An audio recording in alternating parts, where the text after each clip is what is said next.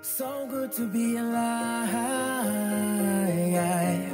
This feeling's running high. Oh, life is calling and the world is beautiful.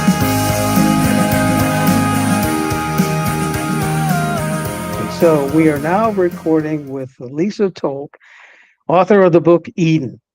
So let me just tell you that I was pleasantly surprised in your book here. And so we're going to get to the book in just a second. But Lisa, I was reading something about your bio from your site out there. So you actually came from a couple of different places to where you are today. So tell us a little bit about your background and how that helped you write or get started with Eden. Okay, sure. Yes, I worked first. I worked in, as far as my career, I worked in politics for 13 years, and got a master's in political science. But I got kind of jaded about politics, all the ethical gray areas, and a lot of like stress. And I decided to leave that profession. And then when I was kind of deciding what I wanted to do next, I felt like teaching would be more of a profession that I felt like was more of a service to the community. And I felt like that was something that I wanted to do. And my bachelor's degree was in English literature. And so I did the teaching credential stuff. And then I've taught English for 11 years. And I just finished my last year because I want to write more. So I've retired from teaching, but I taught AP language and composition for, in high school. And so the way that kind of feeds into Eden is that it's got kind of a mix of some political intrigue and some history and things like that, and even some political philosophy in there as well. And so that's how kind of the English and the politics background kind of combine. So I actually wrote the original story like 13 or 14 years ago when my daughter was in high school. We had been reading a lot of young adult literature together, the Twilight series and the Hunger Games and things like that. And I was like, I think I can write something young adult oriented that my daughter would love. And so the idea was writing something that my daughter would love to read. And so I had that idea for the story and I wrote it.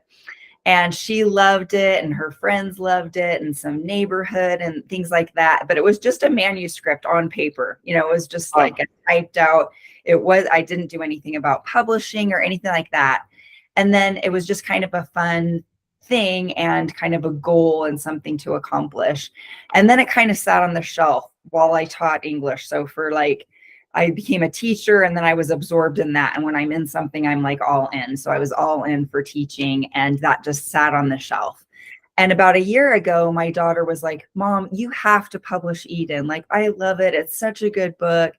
And so I was like, okay, maybe I'm ready to do that. And so I went back to it and I'm like, man, this needs a lot of work. Like now I'm looking at it as an English teacher and through a different lens and a lot of time passing. And so that's when I started like revising and rewriting and all of that, and then got a professional editor and things like that. So that was kind of like the journey that brought me to this point. So for me, this was kind of a brave thing to do, to self-publish this after all of these years.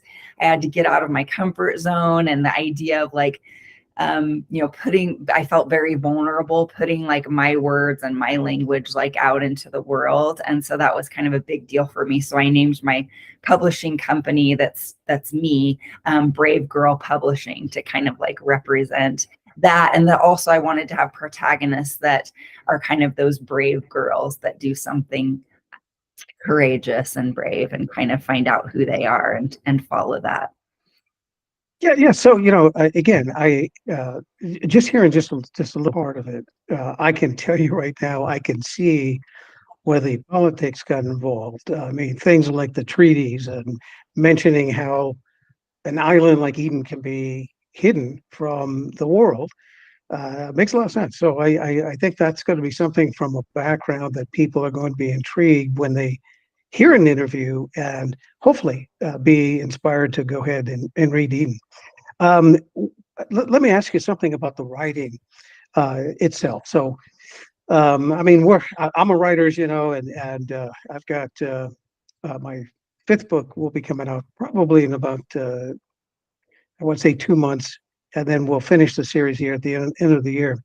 But I'm always intrigued on how character development actually takes place and how authors decide to develop their characters. So how did you develop chaos? I mean, what did you decide to do? Did you create the character before the story, or was the character kind of unfolding as you're writing the story? I feel like a lot of it happened, like unfolded as I was writing, but I definitely like felt like I wanted a coming of age story, where she kind of went from kind of really innocent and naive and not much experience like with the world, and kind of just enveloped in what had been created for her. Like she's a naive princess that's been very protected and believes that this island that she lives on is everything. It's perfect. It's idyllic. And it's not until she's faced with something very different where she comes to what she calls and what they call the self-lands, which is based in greed and power um, and just self-centered. And what you come to find out is that's America. That's the modern world. That's the rest of the world besides Eden is the self-lands, that's absorbed in this selfishness and has kind of destroyed them, their world and their society. But it's really the modern world. And so when she faces that and she has to reconcile those things, what she's been taught versus what she sees and experiences for herself, then that's kind of that coming of age story of like, who am I really? Like now I have to face like who I was and what I loved and the truth, and learn those dark secrets about Eden. And so her character is kind of based in that, this idea of the innocence, the naivety, but inside her is also kind of this power. She's smart. She's she can figure things out. She can learn. Like she loves to read. She absorbs the political philosophy that she reads in this expansive library that opens up a whole world to her. And so I wanted to see that. I wanted to have a character that could experience that growth, from naivety and innocence to learning about herself, learning truths about where she came from, and then what kind of a leader or queen does she want to be. So that's kind of how the character development occurred. And so as I was writing, that kind of unfolded with the plot. The character was developing as the plot developed as well. One of the things I want to do is I want to protect your book because when I was reading through it, I got a jolt when the reality was that, hey, this is not a medieval story. This is what looked like a medieval story that crosses over without having to go through a wormhole of some sort. All of a sudden, she's thrusted into this modern world, and so I want to preserve that. So we're gonna probably focus. I think I mentioned the email. I'd like to focus maybe in the first part of your book, not because the rest of it's not any good. I just want to protect it because I think every reader deserves that jolt when they realize, because it is very shocking. I mean, almost shocking at the very moment when you get to find out who Drew is. I'm still laughing at this. I do want to know. It's not a big deal. I'm not even going to ask you in the interview here. But of all things, you have Drew with a Walkman. Why would you choose a Walkman when there are so many other devices they can choose? And That is supposed to be your hint. It's a teaser that this is in the 1980s. So you get little hints of that as it goes along. And that's very important to the setting because there needs to be not the technology of cell phones. There needs to be no texting because things unfold. So we're still in that era of where kids are more independent. Their parents aren't tracking everywhere they're going, and they don't, necessarily know what their kids are doing all the time. And also there's not social media talking about this island and everybody knows about it and everybody's talking about it and things are out there, and there's not. So it helps maintain the privacy of Eden, but it also helps maintain like what happens in their journey and their romance in Owl's Head, Maine. That it's this small beach town where things like that can be preserved, and there is some privacy, and you can't just pick up the cell phone and be like, hey, what's going on? Like, are you in trouble? Like, let me come and help. It's like there's not all those interventions and things. So I wanted it to be set in the 1980s. And so I give little drops, and the Walkman is one. And then you'll have other things like when they're listening to the radio, it's Madonna. And he talks about how he's not really into, Madonna's all the rage, but I'm more into Journey, and he changes it to a different station. And his car's a Dodge Colt and it's old. So like just little like teasers here and there of like, this is the modern world, but it's not now. It doesn't have all that technology that we have now, where everybody would know about this island. And then the island does have some protections kind of, and you kind of learn more about that during the course of the story. And you'll learn more about that in the sequel of like, how does Eden stay, more private, like in this modern world? But part of it is that this takes place in the 1980s. Yeah, I mean, and I got that as we progress through. I just found, of all things, you decided to use a Walkman, which, is very iconic. I happen to be watching about the time that I started reading. Every once in a while, my family and I will pick a series of movies. And so we happened to pick Jaws, of all things. And it's pretty much the same time. So, it's just for some reason, for me, it was just amusing. I actually Googled, found out that they're still selling Walkmans. And in fact, in 2000, I think I mentioned in the email that 2023, there was a rumor that they may actually revive that branding, because the branding is very iconic. So the timing of using something like it's actually pretty good. Yeah. And so I wanted to do something that like, what are some iconic things from the 80s that people could like pick up on? And I felt like the Walkman kind of encapsulates like that era a little bit. So yeah, it's actually really good. Well, listen, it's about the time that we need to start the interview. So I gave you a couple of questions here. I am going to ask you some of these because again, whether you did it on purpose or not really doesn't matter. It's the way the story goes. And I think the way that you handle certain things, especially in the very beginning, is exceptional. It's really good. Your awareness of space really caught me. I don't know if anyone ever commented that to you or not, but we're going to be asking you about the space. We'll actually start kicking this off here. So let's go ahead. Let's just pause for about, I said a minute, probably 10 seconds. Let's just give a break here so I can have a break where I can cut off the interview and get that all ready. Okay, so let's just give 10 seconds. Sure. All right, Lisa, I am ready to start the interview, and I'm going to pause for just 5 more seconds because I have to put an intro into it. Okay. And now we start. Well, welcome, Lisa Tolk, here to our interview as we talk about your book, Eden. You're listening right now to the EscapePods media broadcast, and we're excited to be here with you, Lisa. So thank you for taking the time. Thanks for having me. I'm excited to be here. Absolutely. We're just excited. For those of you who are just tuning in right now, we are talking about a book that's called Eden. And Eden has some really spectacular activities and a storyline that is worth talking about. So the first thing I want to do, Lisa, let's talk about the way that you start your story. I mean, immediately it's about shots that are heard. And when you go to the description, in fact, I'd like to read just a couple of sentences really quick here. The shots were deafening. She heard them all around her as she covered her head with a pearl white silk sheet from her bed.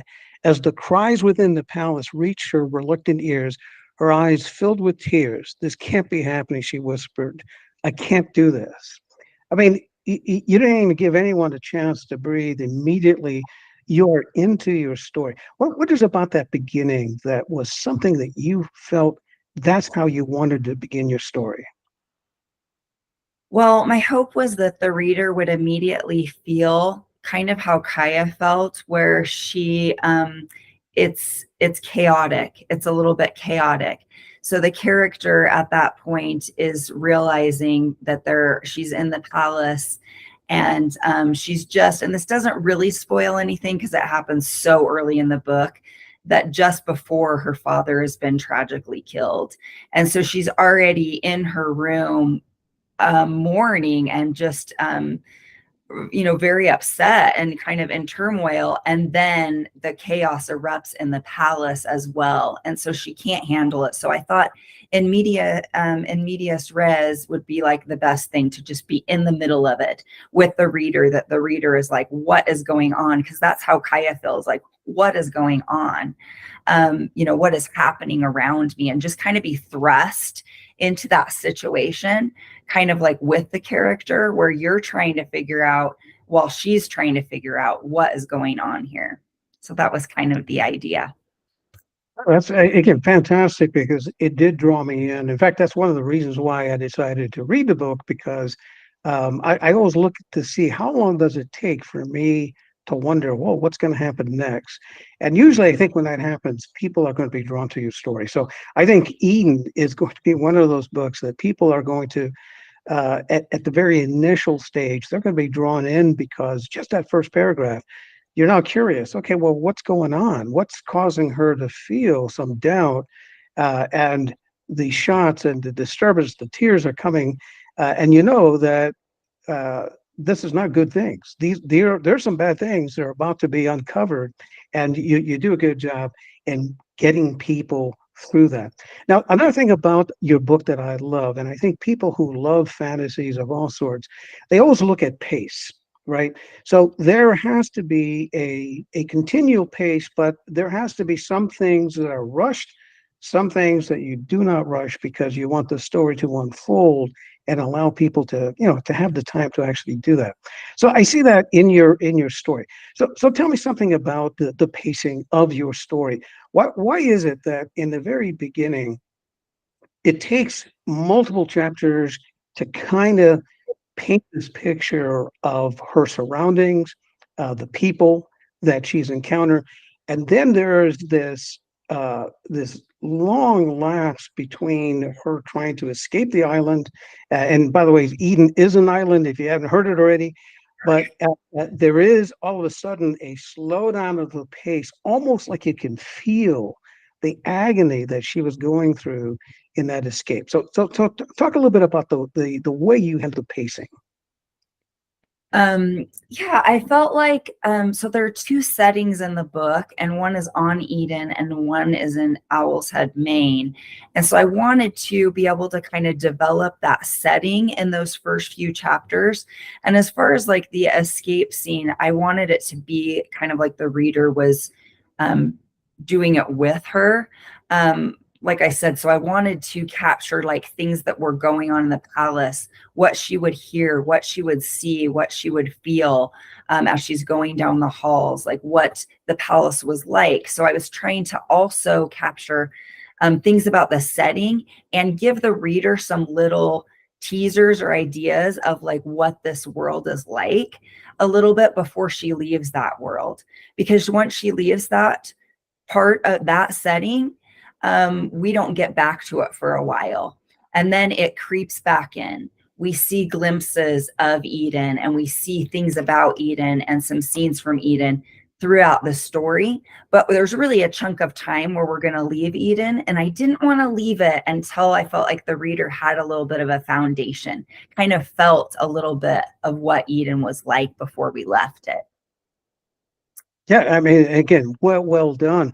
And so that brings me to the second question I want, or maybe it's the third one by now. But we want to talk a little bit about spaces. I had commented to you off the air here that the way you handle the description of spaces is exceptional.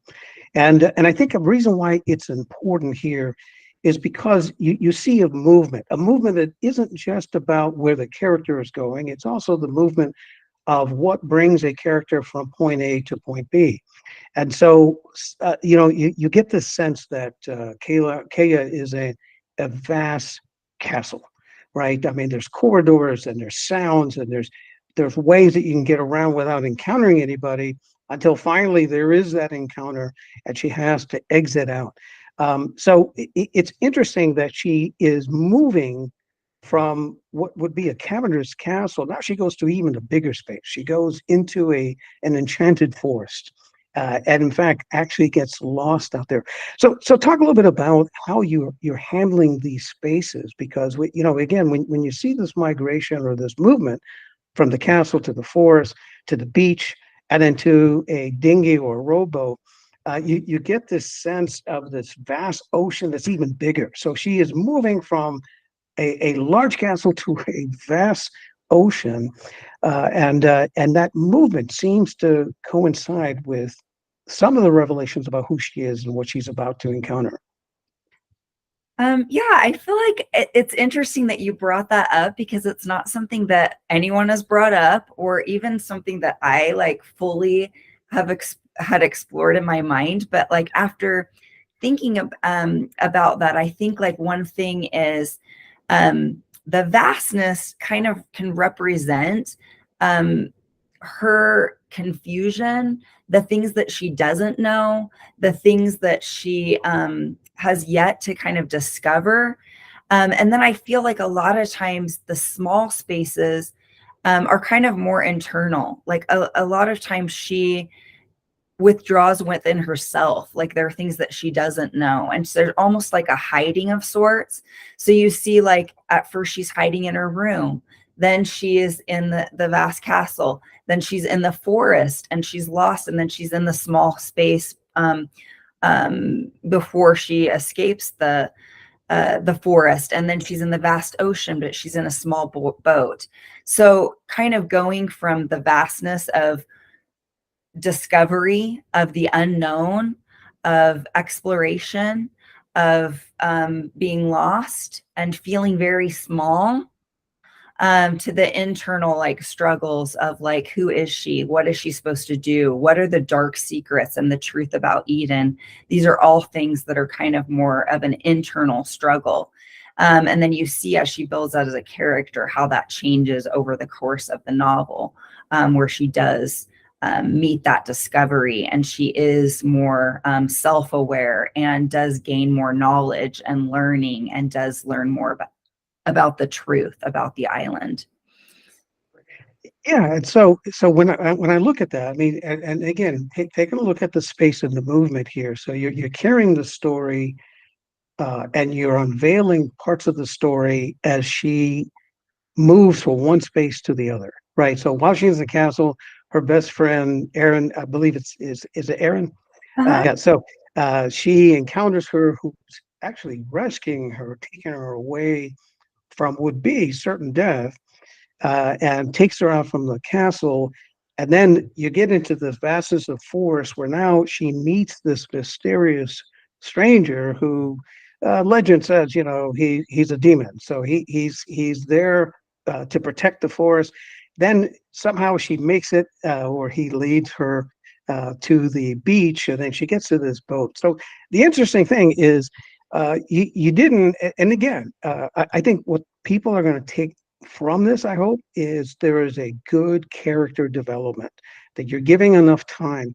And part of what you're doing in revealing who Kea is part of her environment, because she then goes not only from a rowboat that is tossed around by a storm in the ocean, but even in her rescue, when she finally makes it to Owl's Head, she is carried by Drew, who is the person who finds her, and he takes her to a room in a lighthouse, a small room.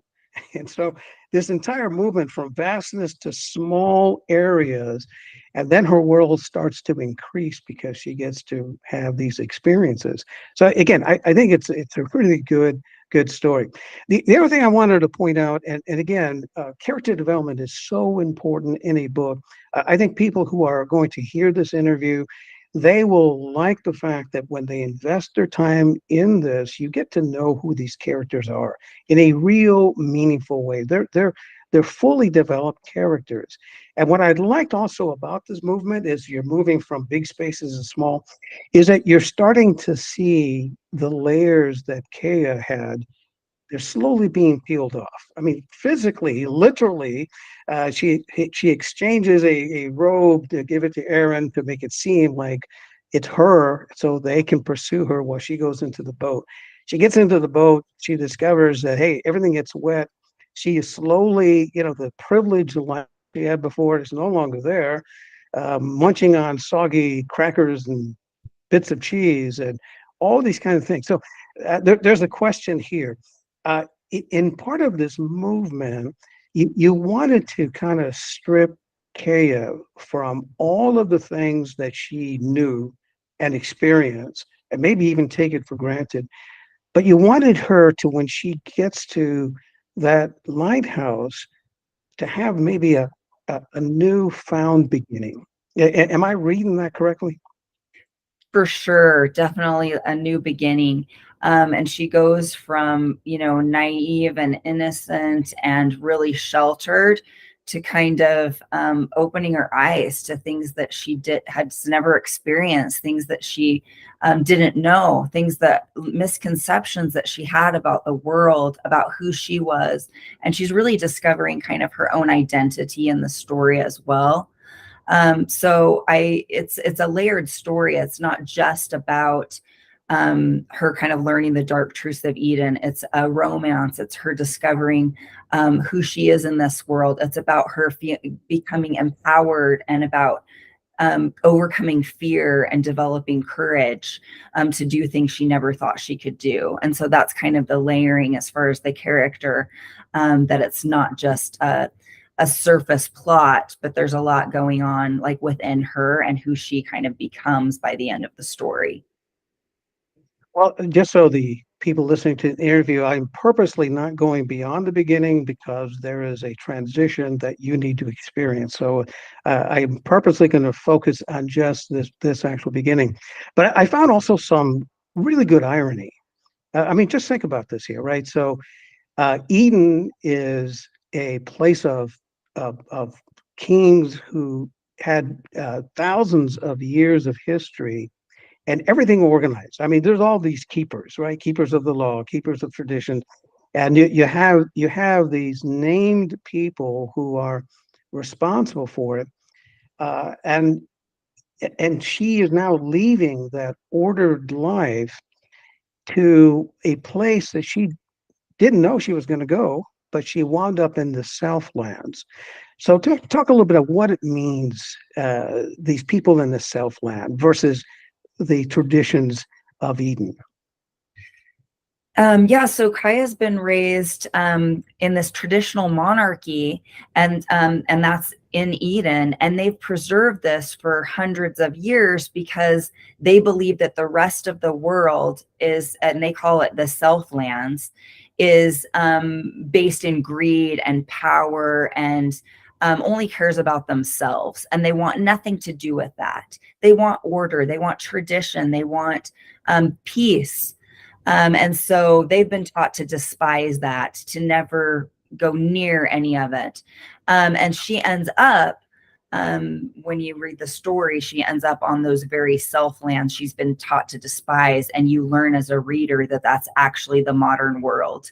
It's America. It's the modern countries. So we're not back in medieval times. We're actually in the modern world. And the setting actually takes place this second setting is in Owl's Head, Maine. So it's a small beach town.